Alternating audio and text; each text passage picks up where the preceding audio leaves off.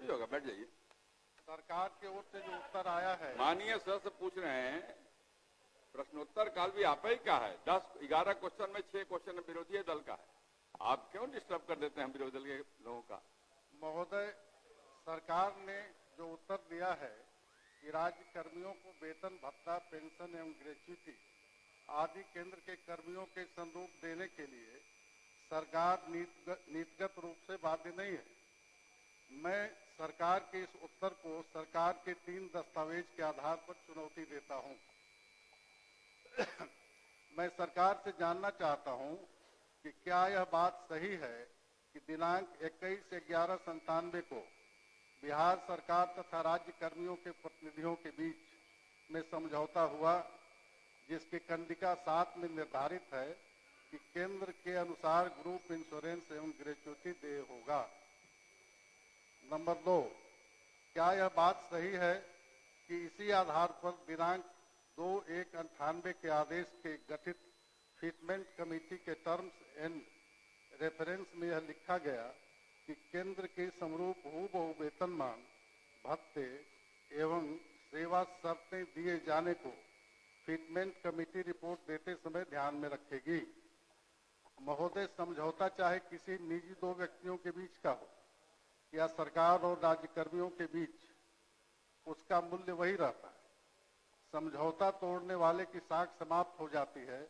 तो मैं जानना चाहता हूं कि अपनी साख बचाने के लिए क्या सरकार समझौता की कंडिका 7 के अनुरूप राज्य कर्मियों को देय ग्रेच्युटी की अधिकतम सीमा को 20 लाख से 25 लाख रुपए दिनांक 1/1/24 से करने का विचार रखती है? यदि हाँ तो कब तक, नहीं तो क्यों? माननीय मंत्री। ये प्रश्न पिछले सत्र में ही ध्यानाकर्षण के रूप में सदन में उत्तरित भी हो चुका था, तो एक तरह से ये तो प्रश्न आना भी नहीं चाहिए था। और माननीय सदस्य ने जो विषय रखा है, जब हम 7th पे कमीशन जब केंद्र सरकार के द्वारा 2016 से लागू किया गया और फिर बिहार सरकार ने उसको 2017 से फिर लागू किया, केंद्र सरकार के कर्मचारियों की पॉलिसी, नीति और राज्य सरकार की नीति में डिफरेंसेस होते हैं, ये हर एक राज्य में। जब गवर्नमेंट ऑफ इंडिया ने पे कमीशन लागू किया तो बिहार सरकार ने भी कैबिनेट के निर्णय के बाद पे कमीशन को लागू किया, और उसी में एक प्रावधान था जो सेंट्रल पे कमीशन था कि अगर हमारा 50% डीए इंक्रीज करता है तो हमारा ग्रेच्युटी को हम 20 लाख से 25 लाख करेंगे। जो माननीय सदस्य ने जो विषय रखा है, मेरा सिर्फ इतना, सरकार सिर्फ क्यों ये बाइंडिंग नहीं है हम पे, राज्य सरकार ने ये निर्णय लिया। अब तो भारत सरकार 8th पे कमीशन पर भी विचार कर रही है, लेकिन वर्तमान में जिस 1997 के पत्र का या एग्रीमेंट का माननीय सदस्य द्वारा जो पूरक पूछा गया है, ये कभी भी स्टेट गवर्नमेंट पर ये बाइंडिंग नहीं है, और स्टेट गवर्नमेंट ने जो तय किया 7th पे कमीशन के अनुरूप जो भी प्रोविजंस हैं वो उनके अपने राज्य कर्मचारियों को दिया जा रहा है। एक और पूछ लीजिए। ये कहना है, माननीय मंत्री जी ने कहा कि ये बाध्यकारी नहीं है, लेकिन ये जो सरकार और कर्मचारियों के बीच ये समझौता हुआ था, ये इनका दस्तावेज, मेरा नहीं। इसके बाद जो फिटमेंट कमेटी के लिए है, ये बिहार सरकार वित्त विभाग का संकल्प है कि राज्य सरकार अपने सेवी वर्ग के केंद्रीय सेवा शर्तों के साथ केंद्रीय वेतनमान, भत्ता एवं अन्य सभी सुविधाएं यथा चिकित्सा भत्ता, यात्रा भत्ता, ग्रुप बीमा, ग्रेच्युटी, मकान भाड़ा इत्यादि केंद्र के अनुरूप स्वीकृत करने के लिए में सैद्धांतिक रूप से सहमत है। माननीय मंत्री जी का जो जवाब था कि सैद्धांतिक रूप से बाध्यकारी नहीं है, तो यहाँ तो ये सरकार का दस्तावेज है, ये सैद्धांतिक रूप से आप सहमत हैं। इसके बाद जो है तो फिटमेंट कमेटी बनी, और फिटमेंट कमेटी की जो रिपोर्ट है, in light of decisions taken by the government of India in September 1997 on scales of pay for central government employees based on the recommendations of the 5th Pay Commission report, the Fitment Committee was required, according to government resolution, to submit its recommendation on revised scales of pay for state government employees effective from 1/1/96. While submitting its recommendations, the committee was required to keep in mind that state government employees getting higher or lower remuneration that central employees will be sanctioned only such scales as being drawn by central government employees. The state government had decided to grant central scales of pay and allowance with central पूरा पूछिए conditions ना। of service and accepted in principle that all facilities like medical allowance, traveling allowance, group insurance, gratuity, house rent allowance, etc. will be provided to its employees as permissible to employees of the Ajay Babu central पूरा government. पूछिए। ये मेरा कागज नहीं, ये सरकार का कागज, ये सरकारी दस्तावेज। ऐसा करिए ना, क्योंकि आपके पास बहुत सारा डॉक्यूमेंट है, तो माननीय मंत्री जी को दे दीजिए, आपको लिखित उत्तर भिजवा देंगे। नहीं, ये प्रोसीडिंग का पार्ट बने, हम ये नहीं आप तो पढ़ चुके। माननीय अध्यक्ष महोदय, हम ये नहीं कहते कि ये जो आपका कागज है ये आपका दस्तावेज है, आप बढ़ाइए नहीं बढ़ाइए आपका मामला है। आपके पास पैसा नहीं हो, आप कह दीजिए कि हम बैंकरप्ट हम नहीं बढ़ाएंगे, लेकिन आप अपने दस्तावेज को तो एक्सेप्ट कीजिए। इसलिए तो मैं कर रहा हूँ, दस्तावेज मंत्री जी को दे इसको दीजिए, आपको लिखित उत्तर भिजवा देंगे। इसको महोदय एक मिनट बैठ जाइए, मंत्री जी कुछ कहने वाले। अध्यक्ष महोदय, बैंकरप्ट नहीं है हमारा, तो बजट आकार 23,000 करोड़ से अब 3,17,000 करोड़ तक चला गया है। हमारे हाथ में बिहार सरकार का बजट है जो 2017 का है। मेरा सिर्फ इतना कहना है कि जिस विषय को माननीय सदस्य उठा रहे हैं, किसी भी स्टेट गवर्नमेंट पर, सिर्फ बिहार में ही नहीं, देश के किसी भी राज्य में भारत सरकार के लिए जो कर्मचारियों के लिए जो नियमावली बनाती है वो किसी भी स्टेट गवर्नमेंट पर बाइंडिंग नहीं है। विभिन्न राज्यों में अपने कर्मचारियों की अपनी पॉलिसी होती है और राज्य सरकार मंत्रिपरिषद के निर्णय के आलोक में जो उचित लगता है, मेजर प्रोविजंस जो 7th पे कमीशन के हैं उसको गवर्नमेंट ऑफ बिहार ने मंत्रिमंडल के निर्णय से माननीय मुख्यमंत्री की स्वीकृति के बाद उसको लागू किया हुआ है और ये स्टेट गवर्नमेंट पर बाइंडिंग नहीं है। यही मेरा माननीय सदस्य को मेरा सूचना देना। अजय जी महोदय, बैठ जाइए, आपका हो गया। महोदय, अध्यक्ष महोदय, मैं सिर्फ सरकार से ये जानना चाहता हूं कि सरकार और कर्मचारी यूनियन के बीच समझौता हुए और जब समझौता सरकार ने किया और उसको लागू करने का डेट भी दिया, तो उसको पूरी तौर पर लागू करने में सरकार को क्या दिक्कत है, ये जानना चाहता हूं। आप अजय बाबू कागज मंत्री जी को दे दीजिए, पूरा अध्ययन करके फिर से पढ़ लेंगे, क्योंकि इतना लंबा चौड़ा आपका है कि हो नहीं पाएगा ना, तो वो पूरा उत्तर आपको भिजवा देंगे। दे दीजिए, पढ़िए। नहीं अध्यक्ष महोदय, एक बात हो गया आपका। अब आपके बात तो अजय जी बोल लिया, अब आप बोलिएगा, आपने हो गया, आप दे दीजिए मंत्री जी को। महोदय, एक बात सुन लिया जाए। हमारा ये कहना है कि सरकार ने लिखा है कि भत्ता, पेंशन, उपादान आदि केंद्र सरकार के कर्मियों के स्वरूप देने के लिए नीतिगत रूप से बाध्य नहीं है। इसका उत्तर अस्वीकारात्मक है। सरकार ये कहे कि ये स्वीकारात्मक है, पैसा होगा तो देंगे। अब तारांकित प्रश्न लिए जाएंगे। हो गया। मैं चाहता हूं सर कि समझौता मैंने आपने कहा ना किया। आपको, चूंकि बहुत सारे सरकार डॉक्यूमेंट इन्होंने दिए हैं।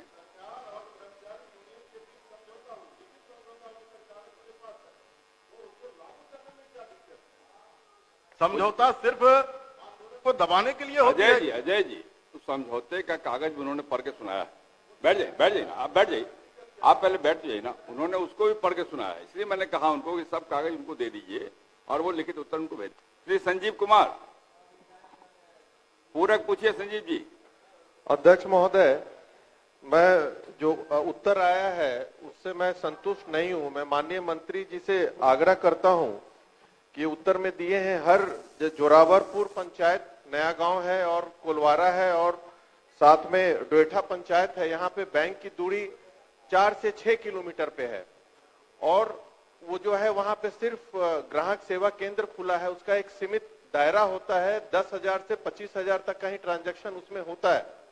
उससे ज्यादा ना बैंक ना किसानों को लोन का सुविधा उपलब्ध हो पाता है। इसलिए मैं आग्रह करता हूं कि ठीक है, आपने उत्तर में लिखा है कि यहाँ पे जो ये दिया जाएगा, जो भी बैंक का सुविधा दिया जाएगा वो बैंक पे निर्भर करता है, लेकिन सरकार के स्तर से उपरोक्त जगह पे एक शाखा खोलने का प्रस्ताव बैंकों को भेजा जाए। मेरा ये आग्रह है माननीय मंत्री से। आपका आग्रह मंत्री ने सुन लिया है, कुछ बोलने वाले हैं माननीय मंत्री?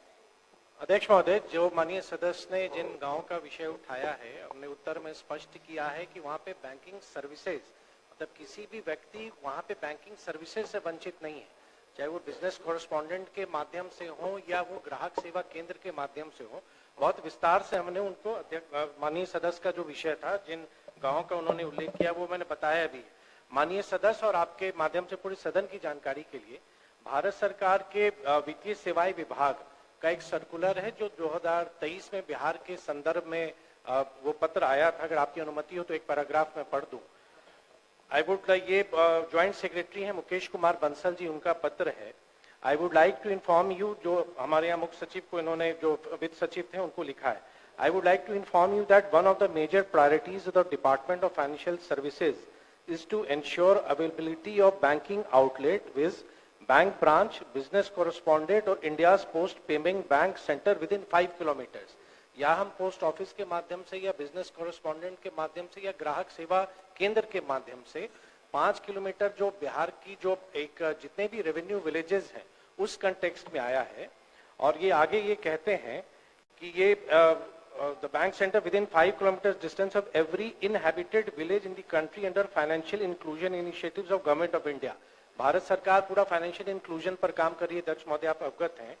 बिहार के संदर्भ में जो उन्होंने बताया है, in this context the progress is being monitored through the Jan Dhan Darshak application on which over 6 lakh banking outlets have been mapped through geographical information system GIS across country.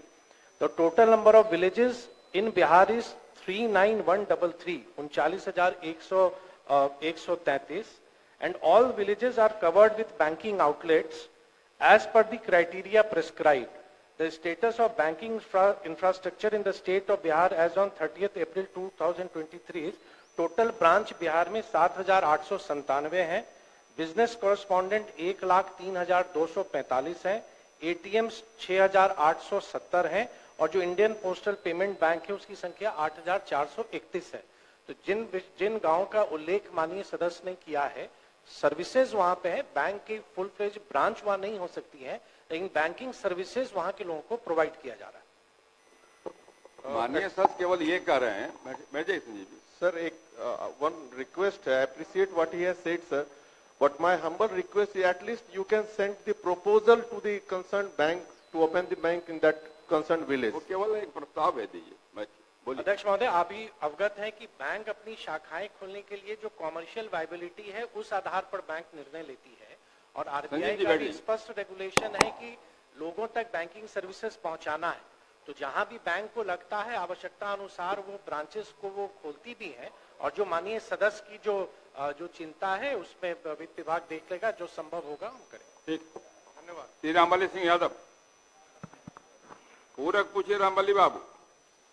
जी, माननीय अध्यक्ष महोदय, मैंने प्रश्न किया था महोदय, काको प्रखंड अंतर्गत सैदाबाद गांव में कब्रिस्तान घेराबंदी के लिए और जमीन का पूरा खाता नंबर, प्लॉट नंबर भी हमने दिया था। उत्तर आया है महोदय कि ये कब्रिस्तान की घेराबंदी प्राथमिकता सूची में शामिल नहीं है और इसकी प्राथमिकता सूची का निर्धारण पुलिस अधीक्षक और जिला पदाधिकारी संवेदनशीलता के आधार पर निर्धारित करते हैं महोदय। 2018 में जहानाबाद में जो दंगा हुआ था महोदय, इसी सरकार के रहते, और उसका असर अगल बगल इलाकों तक पहुंचा था, तो क्या इससे भी बड़ा संवेदनशीलता का प्रमाण आवश्यक है महोदय? हम सरकार से जानना चाहेंगे कि क्या इसको प्राथमिकता सूची में दर्ज कर इस कब्रिस्तान की घेराबंदी कराने पर सरकार विचार करती है, माननीय मंत्री, और अगर हाँ तो ये कब तक? माननीय सदस्यों ने जिस बात का जिक्र किया, एक आवेदन हमको भेज दें, हम कलेक्टर को भेज देंगे, वो देखेंगे, उसके बाद उसको विचार किया जाएगा। एक आवेदन भेज दीजिए तो कलेक्टर को भेज देंगे ताकि उसका विचार करें। श्री अजीत कुमार सिंह। प्रमोद जी, मेरा काम आप मत करिए। हाँ, आप मत करिए भेजने के लिए। इसमें क्या आपत्ति हो सकती है? तो पॉजिटिव जवाब है, सरकार के पहल पॉजिटिव है। अलग से भी आवेदन देना? हाँ, एक दे दीजिए इनको, मंत्री जी को दे दीजिए। माननीय अध्यक्ष महोदय, पूरक पूछिए जी। पूरक पूछ रहा हूं महोदय। हमने जो सवाल किया बड़ी जवाब देने में बाजीगरी दिखाते हैं अधिकारी लोग। पूरक पूछो भैया, पूरक। वही पूरक है महोदय। पहला मैंने पूछा कि क्या जो राज्य में अन्य राज्य कर्मी शहर में रहते हैं उन्हें अतिरिक्त शहरी भत्ता मिलता है, तो लिखा है कि स्वीकारात्मक है। फिर हमने पूछा कि क्या पुलिस कर्मी जो इधर पटना दानापुर में रहते हैं क्या इनको मिलता है, तो पहले तो लिखना चाहिए था कि नहीं मिलता है, वो नहीं लिखा गया है। जवाब जो दिया गया है उसमें एक चिट्ठी का हवाला दिया गया है महोदय कि 18 जून 24 के आलोक में पुलिस मुख्यालय को पटना जिला के खगौल और यहां पर देने के लिए भेजा गया है, लेकिन ये अभी तक लागू क्यों नहीं है, मेरा ये पहला पूरक है महोदय। माननीय मंत्री। महोदय, निर्देश दिया गया है, लागू हो जाएगा, कोई दिक्कत नहीं होगी। नहीं अध्यक्ष महोदय जवाब तो बहुत भेग में है कि निर्देश दिया गया है, लागू हो जाएगा। महोदय मैं जब सवाल पूछ रहा था तो फरवरी का महीना रहा होगा और पिछले साल जून में आपने आदेश दिया और फरवरी 2025 तक लागू नहीं हुआ। मैं ये जानना चाहता हूं कि जिन्होंने आपके आदेश को इतने दिनों तक लागू नहीं किया, क्या उसके ऊपर आप कार्रवाई करना चाहते हैं? डायरेक्शन दिया गया, नहीं लागू होगा तब न कार्रवाई कीजिएगा। डायरेक्शन दिया गया है, जल्दी ही लागू करने का काम। महोदय लागू नहीं हुआ है। एक तो बात है कि लंबे समय से इनको नहीं मिलता है, दूसरा जब सरकार ने 2024 में इसका फैसला किया 6 महीने से लागू नहीं हुआ, तो हम कब तक माने कि लागू होगा? जब 6 महीना लागू नहीं हुआ तो ये जवाब देना कि लागू हो ही ना जाएगा, ये तो गलत जवाब है महोदय। जवाब ये दिया जाए कि लागू सरकार के आदेश को महोदय हम लोग भी जितना 4.5 वर्षों में समझे हैं कि अधिकारियों को 15 दिनों में लागू करना होता है। अगर उन्होंने लागू नहीं किया तो ये सरकार का, बिहार सरकार का अवमानना है महोदय, माननीय मंत्री जी का भी अवमानना है। तो उनके ऊपर एक्शन कार्रवाई करेंगे कि नहीं करेंगे और कितने दिनों में इसको लागू करेंगे हमको बता दें महोदय। माननीय मंत्री। जल्द से जल्द लागू कर लिया जाएगा, नहीं करने पर कार्रवाई की जाएगी। ठीक। श्री देवेश कांत सिंह, पूरक पूछिए। देवेश जी जी पूरक पूछिए। आपके आदेश से पूछता हूं कि ये बीएलओ लोगों को तो उनका कार्य भत्ता दिया जा रहा है, लेकिन जो EARO जो पूरे साल भर मतदाता सूची का काम चल रहा है, इससे संबंधित ब्लॉक लेवल पर कोई व्यवस्था नहीं है। ERO ऑफिस में होता है, जो RO ऑफिस है, ERO ऑफिस है, वहां हो जाता है, लेकिन ब्लॉक में ब्लॉक का पैसा लगा के उसका बिल संपुष्ट किया जाता है, जो कि झंझट का काम है, बाद में उसमें दिक्कत आएगी। इसलिए AERO ऑफिस कार्यालय के लिए क्या व्यवस्था है, यही पूछना चाहता हूं। माननीय मंत्री। महोदय सुनो भाई, जवाब सुनिए। महोदय, ये जो बीएलओ को भत्ता दिया जाता है, इसलिए कि बीएलओ की जिम्मेदारी है कि वो अपने जो मूल कार्य है उसके अलावा बाकी समय में, जो सब लोग को कम से कम हमारे साथियों को पता है कि बीएलओ प्रायः शिक्षक होते हैं और कुछ दूसरी सेवा से भी होते हैं, उनकी ड्यूटी है कि वो अपना काम करने के पश्चात गांव में घर घर घूम के वो मतलब डेटा कलेक्ट करेंगे या मतदाता सूची को अद्यतन करेंगे, इसलिए उनको भत्ता दिया जाता है। और AERO जो है ये अपने जितना देर उनका ऑफिस टाइम है उनको अपने दफ्तर में बैठ कर ही काम करना रहता है, इसलिए उनको कोई भत्ता या टीए नहीं दिया जाता है। ये लोग तो घूम घूम के घर घर जाके न कलेक्ट करते हैं और अपने दायित्व के अलावा करते हैं, और AERO के तो दायित्व में ही शामिल है महोदय, इसलिए उनको नहीं अलग से दिया जाता। मैं जो पूछना चाह रहा हूं वो अलग विषय है। बीएलओ को भत्ता मिलता है, वो अपना काम करते हैं, सरकारी पदाधिकारी हैं, चाहे AERO भी अपना कार्यालय में काम, लेकिन उससे संबंधित जो AERO कार्यालय में प्रखंड स्तर पर जो बैठकें होती हैं उससे